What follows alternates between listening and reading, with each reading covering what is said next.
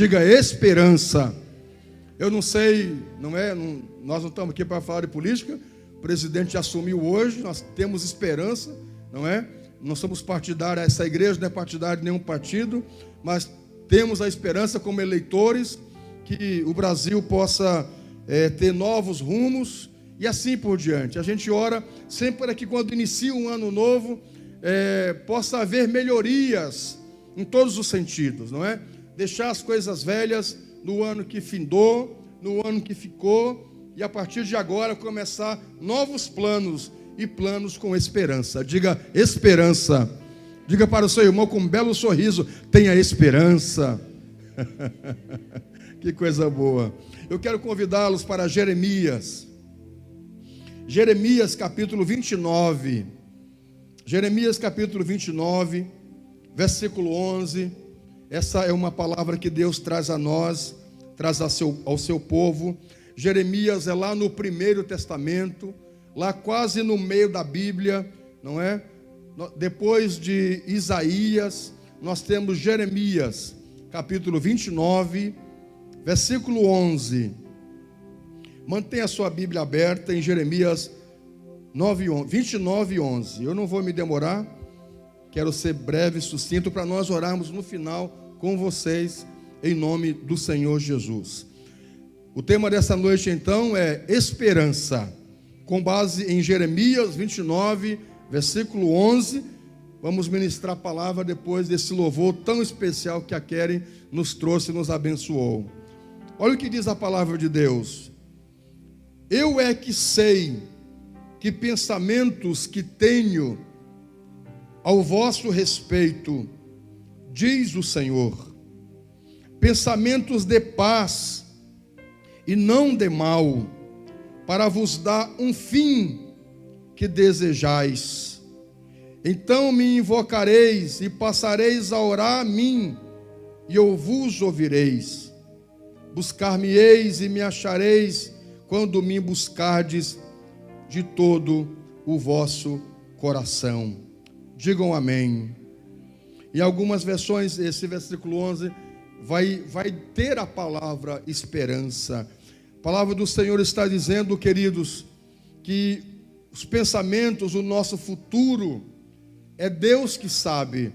Você já ouviu aquela expressão, o futuro a Deus pertence, né? Quem já ouviu essa expressão? O futuro a Deus pertence. Essa é uma verdade. Os pensamentos, o futuro, ele pertence a Deus. É Deus que sabe os planos que Ele tem ao nosso respeito. A nossa vida já está conduzida por Deus. Deus já estabeleceu um caminho para nós caminharmos. O dilema é quando nós fugimos do propósito de Deus. Mas na sua vida, meu querido, Deus já tinha, por exemplo, estabelecido que você viesse hoje aqui nesta noite. Deus já tinha preparado para que você viesse aqui. Já estava no plano de Deus. Embora Deus não nos obriga a seguir os seus planos, Deus não nos obriga a seguir os seus projetos, os seus caminhos, mas Ele apresenta para nós um caminho novo, apresenta para nós os seus projetos, e a nossa vida não está pautada naquilo que os outros acham, que os outros pensam, nem em nós mesmos. Se você parar para pensar, nós temos o livre-arbítrio, mas nós não somos totalmente senhores de nós mesmos. Eu não posso dizer, por exemplo, ao meu coração, para agora e volta daqui a 5 minutos. Eu não tenho gerência sobre o meu coração. Se eu disser assim, Rim, para de funcionar agora, e aí eu quero que você fique sem funcionar por meia hora. Se eu disser isso não vai acontecer. Eu não tenho gerência sobre o meu rim, os meus rins. Então, de alguma maneira, nós não temos totalmente gerência sobre nós mesmos. Algumas pessoas dizem, eu mando na minha vida, eu faço o que eu quero. Só que, na verdade, a gente não tem totalmente gerência sobre nossa vida. Quem tem totalmente uma gerência sobre nós, sobre o mundo, é Deus. Querido, você observa a praia, exatamente ela não passa do limite. A Bíblia diz que Deus estabeleceu o limite para o mar. A água não passa aquele limite. Poderia com facilidade, os mares inundar a terra, mas aí tem um limite. Os estudiosos dizem que a terra está exatamente na posição que ela tinha que estar, no que diz respeito ao sol. Se ela tivesse um pouquinho menos de distância do sol, a terra iria congelar. Se ela tivesse um pouquinho a mais próxima do sol, ela iria pegar fogo totalmente. Que a terra está exatamente funcionando como deveria estar, no seu movimento de translação e rotação em volta do seu eixo. Se houvesse uma outra mudança, haveria catástrofes terríveis na superfície da terra. Então, é Deus que exatamente coordena essas coisas na terra. Deus também coordena a nossa vida. A nossa vida está em Deus. A sua vida está em Deus. A sua vida está guiada por Deus. Quem tem gerência totalmente sobre a minha e sobre a sua vida é o nosso Senhor. Você pode aplaudir a Ele. Eu quero que você faça com alegria. Os pensamentos que Deus tem ao seu respeito, o futuro que Deus tem para você, querido, não é um futuro mau. Nós precisamos tirar esse pensamento que algumas pessoas têm, de que Deus é um Deus que está sempre pronto a castigar as pessoas. Eu iria contar essa história no culto da virada, mas como nós tivemos que agilizar o culto por causa do horário, eu decidi contar para você hoje, embora eu já contei outras vezes aqui. As pessoas olham o mundo e elas dizem assim: cadê Deus que não vê tudo isso? Se Deus realmente comanda o mundo, se Deus é Deus, por que há tanta fome, há tanta miséria, há tanta corrupção, há tanta desgraça? Por que Deus não intervém nisso? Se Deus tem gerência sobre o mundo, se Deus quer o melhor para o mundo, se Deus é Pai, por que Deus permite acontecer algumas tragédias que acontecem na vida? Eu, com base nessa pergunta, eu ouvi uma ilustração, uma ocasião de que num local havia um cabeleireiro, um barbeiro, famoso, conhecido ali, que ajudava as pessoas, e na porta dele sempre ficava um mendigo, com cabelo desse tamanho. Em São Paulo a gente chama de sujão, não é? Aquela pessoa que não quer tomar banho, mesmo que alguém diga, vamos lá tomar um banho, sai da rua. Não, eu quero ficar assim. É a pessoa que assumiu a miséria, aquele espírito de sujeira, de miséria permanente. Não é só alguém que está na rua porque foi desfavorecido. Ele gosta dessa vida, não é? Gosta de ficar comendo um pão aqui, um pão lá. Tem muitas coisas assim. Então, sempre na porta desse cabeleireiro ficava esse sujão lá. As pessoas diziam, vamos tomar banho? Não, eu não quero tomar banho. Aí de vez em quando alguém dava um pão, ele ficava por ali com o cabelo desse tamanho, a barba desse tamanho. E aí ficou por muitos anos na porta daquele salão de beleza, daquele barbeiro. E aí um dia alguém cortando o cabelo lá com aquela pessoa, a pessoa disse a ele, vê, né, rapaz, por que Deus não muda o mundo? Quase metade da população do mundo passa fome. Os países, uma corrupção terrível. O que é esse Brasil? Por que Deus não manda uma bomba lá no Senado, na Câmara? Por que Deus não faz isso? Deus fica só olhando. E essa pessoa dizendo, então o que eu penso é que Deus não existe, que Deus é esse que não intervém nas situações que acontecem no mundo. Deus não existe. Meu amigo, e o cabeleireiro cortando o cabelo, e a pessoa ali falando, Deus não existe. Se Deus existisse, não haveria tanta miséria, tanta destruição no mundo. O que você acha? Daí aquele cabeleireiro, servo de Deus, disse, é a mesma coisa, meu amigo, de você olhar lá fora aquele senhor que está ali, que você sabe que está há anos na porta do meu salão, olhar para ele e falar assim, não existe nessa cidade um cabeleireiro, não existe nessa cidade um barbeiro. Como é que esse homem fica nessa condição? Com a barba imensa, toda suja, bagunçada, com o cabelo todo desse jeito. Nessa cidade não existe um barbeiro para cuidar desse homem. Nessa cidade não existe um cabeleireiro para cortar o cabelo desse homem. E a mesma coisa de você dizer acerca de Deus, no que diz respeito às mazelas do mundo. Eu estou aqui, Ele está na minha porta há anos, e eu sempre o convido para cortar cabelo dele de graça. Eu muitas vezes peguei pelo braço e quis dar banho nele, e ele não quis. Muitas vezes eu me ofereci para cortar a sua barba, aparar a sua barba de graça, ele não quis. E isso não quer dizer que eu não exista, que eu não estou aqui, que eu não estou exercendo o meu papel de cabeleireiro, de barbeiro. Eu estou aqui. É ele que não quer. Ele não querendo e ficando como está, isso não quer dizer que eu não exista, que a minha função não está sendo uma função atuante. Eu estou aqui. É assim com Deus. As mazelas do mundo não quer dizer que Deus não exista. O que acontece, queridos, é que o ser humano, ele não quer Deus genuinamente. O ser humano quer saciar suas vontades, seus desejos, e não quer Deus. Então Deus continua no seu mesmo lugar, querendo o melhor para o homem, querendo o melhor para os seus filhos, mas o dilema é que às vezes seus filhos não querem o melhor dele, e por isso ficam em muitas ocasiões em situações adversas. Por isso eu quero que você tire da sua mente que Deus é esse Deus. O que acontece comigo é porque Deus está me castigando, Deus não me ama, Deus é perverso. Ou então aqueles pensamentos de outrora: eu nasci para sofrer, está vendo? Tinha que ser comigo mesmo. Mas é claro, eu sou premiado, tinha que ser comigo. Mas tem um karma na minha vida, tudo de ruim acontece com alguém.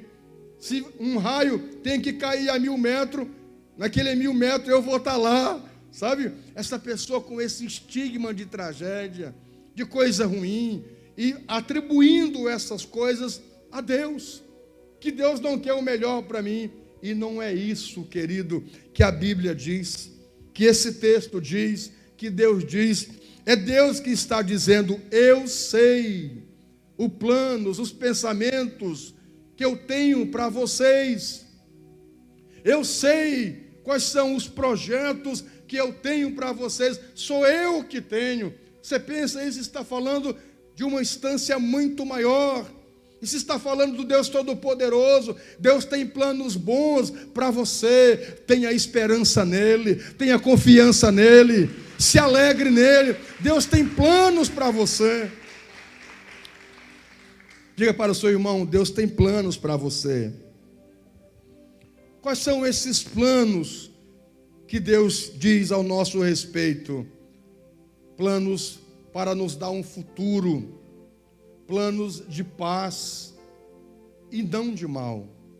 Quando a gente vai assistir as reportagens que as pessoas pedem para o ano que se inicia, da grande maioria delas, ou todas elas, elas partem de um princípio de saúde. Foi por isso que nós oramos agora. Elas partem do princípio de paz. Elas partem do princípio de ser livre de todo mal. Esse é o desejo de muita gente, e essa é a vontade de Deus, queridos.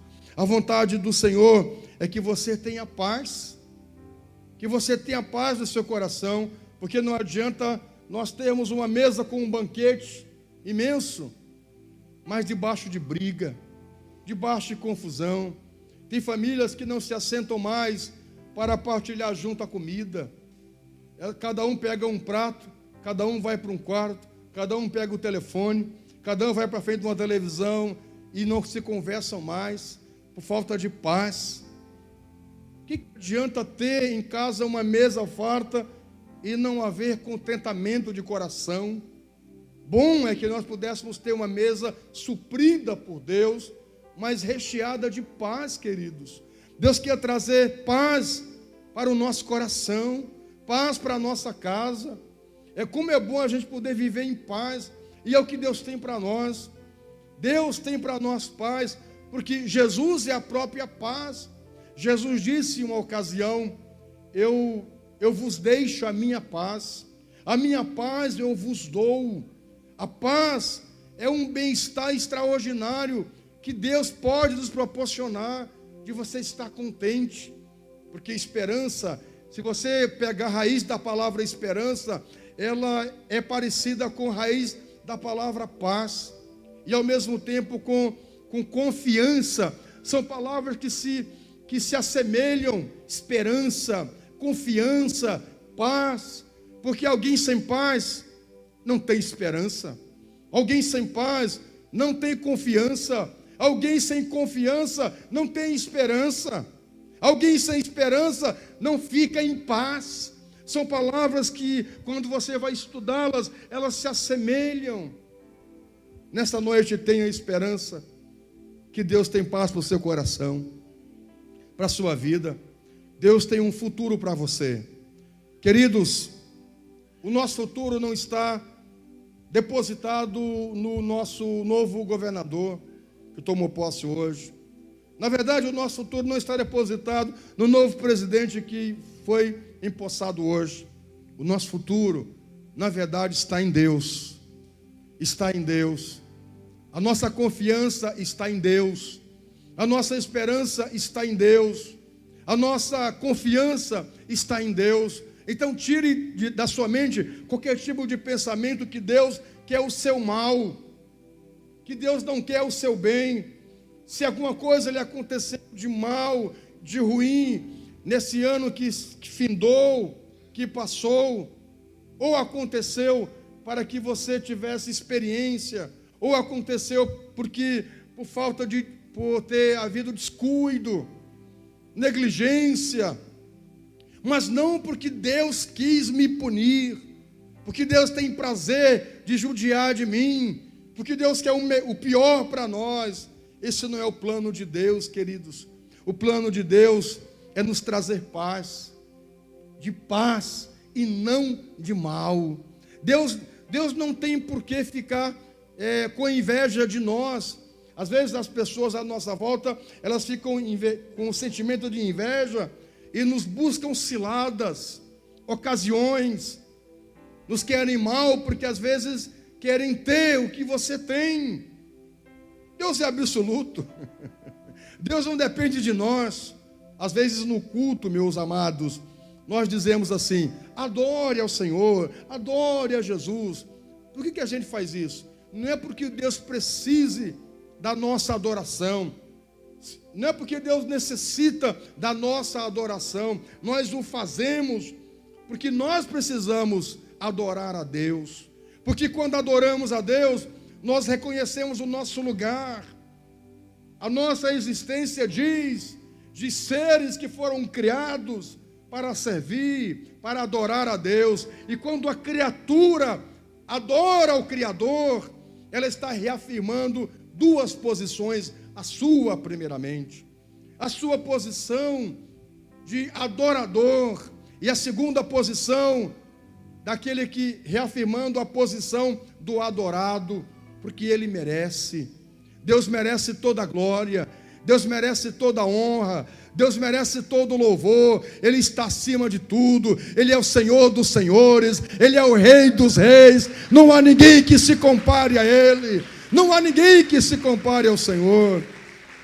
Meus irmãos, eu gosto muito do Salmo 121, e foi um dos primeiros salmos que eu aprendi a orar com a minha mãe quando criança. O Salmo 121 diz: eleva os meus olhos para os montes, de onde me virá o socorro? O meu socorro vem do Senhor, que fez os céus e a terra. Não deixará vacilar o meu pé aquele que me guarda. Não tosquenejará, nem dormirá o guarda de Israel. O Senhor é quem me guarda. O Senhor guardará a minha entrada e a minha saída, desde agora e para sempre. Sabe o que é isso? Sabe o que o salmista está dizendo? A confiança dele, a esperança dele, a alegria dele estava no Senhor, que fez os céus e a terra. Se Deus fez os céus e a terra, Ele nos fez. Então somos nós que dependemos dEle. E quando nós o adoramos, nós estamos dizendo: Senhor, eu preciso de Ti na minha vida. O Senhor é Deus. Se eu não adorar, eu vou perder. Deus não vai deixar de ser Deus se nós não adorarmos, mas quando o fazemos, nós estamos reafirmando a nossa posição de servo e a posição dele de Senhor. Digam amém. Então, nesta noite, eu gostaria que você tivesse no seu coração muito bem claro que Deus não tem por que Ele querer o seu mal. Deus não quer o seu lugar. Deus não depende de nós, nós dependemos dEle. Deus não tem por que armar ciladas. Eu vou fazer o mal para o fulano de tal, porque eu quero o lugar dele. Deus é absoluto. Ele não quer o nosso mal. Deus quer o seu bem.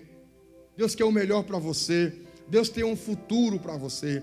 Deus não quer o seu mal, querido. Não aceite nenhum pensamento maligno que às vezes vem à nossa mente. Eu estou sendo punido, eu estou sendo castigado, isso é um karma, não sei o quê. Sabe, às vezes esse pensamento espírita, não é? É alguma vida no passado que eu fui muito ruim. Eu talvez fui uma pessoa muito ruim no passado, e é por isso que eu estou pagando hoje. Meu Deus, que loucura isso. Isso não existe, minha gente. Às vezes os males que sobrevêm sobre nós, as mazelas, elas têm algumas funções, mas não que Deus tem prazer em ver o mal, em estabelecer o mal sobre nós. Ao contrário, Deus tem paz, Deus tem um futuro que nós desejamos, que nós queremos. Nesse primeiro culto do ano, nessa terça-feira, eu quero que você apresente a Deus os seus pedidos, porque a palavra do Senhor, e é Deus que está dizendo: eu vou dar a vocês um futuro que vocês desejais, que vocês querem, que as suas petições, meus amados, sejam as mais nobres, que os seus pedidos hoje inclua o bem da família, o bem de alguém, porque Deus quer nos dar um futuro que nós desejamos. Como o Templo das Nações, nós queremos ganhar essa cidade para o Senhor. Nós queremos fazer de Santa Maria uma cidade melhor, através do nosso projeto Nações em Ação, através da pregação da palavra de Deus, através do poder da oração, através das células, das extensões. É o que nós queremos. O futuro que nós desejamos é esse futuro de melhor para a cidade.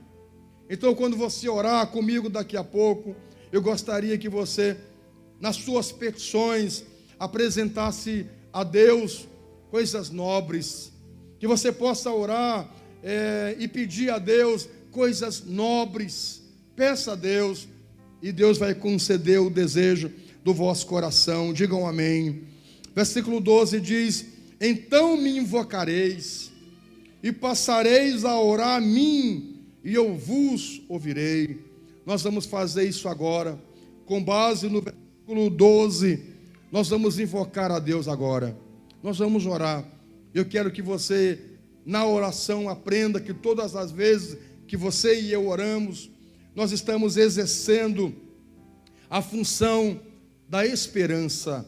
A oração, entre tantas outras, ela tem o poder de nos trazer esperança. Quando você ora e diz por uma coisa, por um bom tempo: Senhor, salva a minha casa, salva a minha família. Se você insiste nisso, é sinal que você tem esperança, que a sua família será salva. Então a oração, ela nos traz esperança. Nós vamos orar agora, nós vamos buscar ao Senhor. E aí Deus diz: se você me invocar, se você orar, eu vou responder vocês, eu ouvirei vocês. E eu creio que nesta noite, esse dia 1º de janeiro de 2019, Deus está aqui para nos ouvir, para atender a sua oração. Marque esse dia na sua Bíblia, marque esse texto.